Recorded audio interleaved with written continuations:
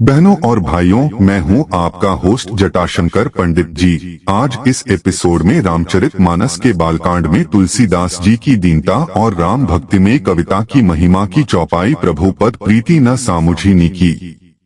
तिन्ह ही कथा सुनी लागी ही फीकी हरि हर पद रति मति न कुतर की। तिन्ह केहे मधुर कथा रघुबर की व्याख्या की जाएगी। चलिए शुरू करते हैं। प्रभु पद प्रीति का अर्थ। प्रभु पद प्रीति, जिसे हम अक्सर भगवान के चरणों में प्रेम के रूप में जानते हैं, एक गहन आध्यात्मिक भावना है जो भक्तों को उनके आराध्य से जोड़ती है।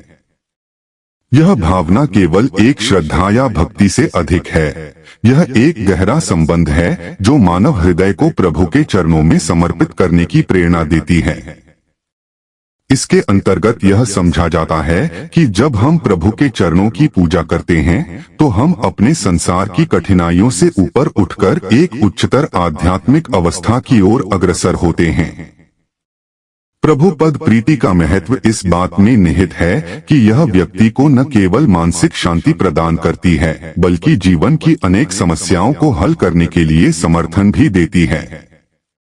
बहुत से लोग इस भावना को समझ नहीं पाते हैं, शायद इसलिए कि आज के युग में भौतिकतावाद और प्रगति के बीच विनम्रता और समर्पण के महत्व को भूल गए हैं। प्रभु के चरणों में प्रेम का अर्थ है आत्मसमर्पण और अंतर्दृष्टि, जो कि मनुष्य के जीवन को सकारात्मक रूप से प्रभावित करता है। इस प्रकार प्रभु पद प्रीति एक अनिवार्य तत्व है जो मानव अनुभवों को समृद्ध करता है। यह केवल एक निजी यात्रा नहीं है, बल्कि यह समाज में अहिंसा, प्रेम और एकता का संचार करती है। जब हम प्रभु से प्रेम करते हैं और उनके चरणों में बैठते हैं, तो हम न केवल अपनी आत्मा को सुकून प्रदान करते हैं, बल्कि दूसरों के जीवन को भी उज्ज्वल बनाने में योगदान देते हैं। इस प्रकार प्रभु पद प्रीति का अर्थ और इसका महत्व सभी के लिए एक विचारणीय विषय है, जो हमें सोने के लिए प्रेरित करता है और वास्तविकता में हमारे संबंध को मजबूत करता है। सुनने की समझ और इसका प्रभाव। प्रभु की कथाओं का महत्व अनेक परिवर्तनों पर निर्भर करता है, जिनमें सबसे प्रमुख है सुनने की समझ। कुछ लोग इन कथाओं को फीका मानते हैं, जिसमें मुख्य रूप से मानसिकता, पूर्वाग्रह और भक्ति की कमी का योगदान होता है। जब कोई व्यक्ति प्रभु की कथा सुनता है तो उसकी आंतरिक मानसिकता उसे कथा के भाव और शिक्षाओं को समझने में सक्षम बनाती है। यदि व्यक्ति पहले से ही किसी पूर्वाग्रह से ग्रसित है या उसमें भक्ति की कमी है, तो वह कथा के गहरे अर्थों को नहीं समझ पाएगा और इसे साधारण मान लेगा। एक प्रमुख कारण जो साधकों को प्रभु की कथाओं से दूर कर सकता है, वह है उनकी ध्यान और समर्पण की कमी। जब कोई व्यक्ति कथा में ध्यान नहीं देता, तब वह न केवल कथा के मुख्य बिंदुओं को खो देता है, बल्कि उसका आध्यात्मिक अनुभव भी सीमित हो जाता है। कथाओं की सुनाई और समझ के पीछे भक्ति का होना आवश्यक है। यही भक्ति व्यक्ति को कथा की गहराई में ले जाती है। कई बार सुनी गई कथाएं आध्यात्मिक उत्थान का साधन बनती हैं, किंतु यदि व्यक्ति में भक्ति का अभाव है तो यह अनुभव सीमित हो जाता है। इसके अलावा सामाजिक और सांस्कृतिक पूर्वाग्रह भी एक बड़ा कारक होता है। जब व्यक्ति किसी विशेष संस्कृति या समुदाय से आता है तो उसके दृष्टिकोण और व्याख्यान में पूर्वाग्रह आ सकते हैं। इससे कथा को सही तरह से समझने में बाधा उत्पन्न होती है। इस प्रकार इन सभी कारकों का मिलाजुला परिणाम यह होता है कि कुछ साधक प्रभु की कथाओं का मूल तत्व और महत्व नहीं पहचान पाते। इसलिए सुनने की समझ को विकसित करना और भक्ति की भावना को जागृत करना इस दिशा में महत्वपूर्ण कदम हो सकता है। हरिहर के चरणों में रति। हरि और हर के प्रति प्रेम एक अद्वितीय भावनात्मक अनुभव है जो भक्तों के हृदय में गहराई से बसा होता है। जब कोई व्यक्ति इन दिव्य नामों का उल्लेख करता है तो उसके भीतर एक अलौकिक शक्ति का अनुभव होता है। यह प्रेम केवल एक सामान्य भावना नहीं है, बल्कि एक गहरा संबंध है जो भक्त को हरिहर की कथा में लिप्त करता है। यह भक्ति एक ऐसी अनुभूति है जो साधक को आत्म साक्षात्कार की ओर अग्रसर करती है और उसे जीवन के गहरे रहस्यों की ओर आकर्षित करती है। हरिहर के चरणों में रति की भावना को समझने के लिए साधक को अपने हृदय की गहराइयों में झांकने की आवश्यकता होती है। यह उस प्रेम की गहराई को दर्शाता है जो भक्ति में भरा हुआ है।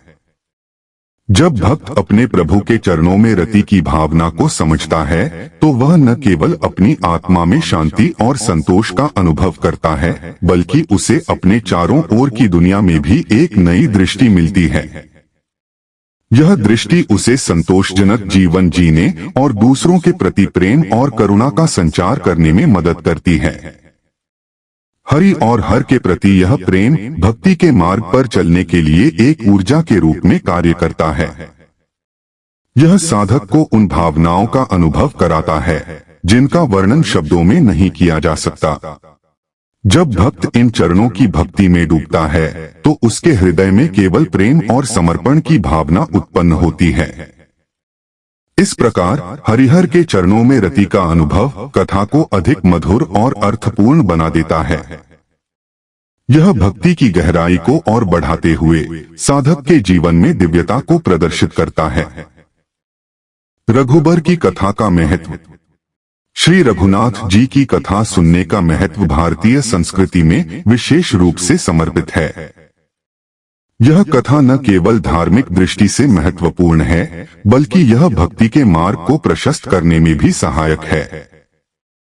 रघुबर जी की कथा हमें सिखाती है कि किस तरह से जीवन में सकारात्मक परिवर्तन लाए जा सकते हैं।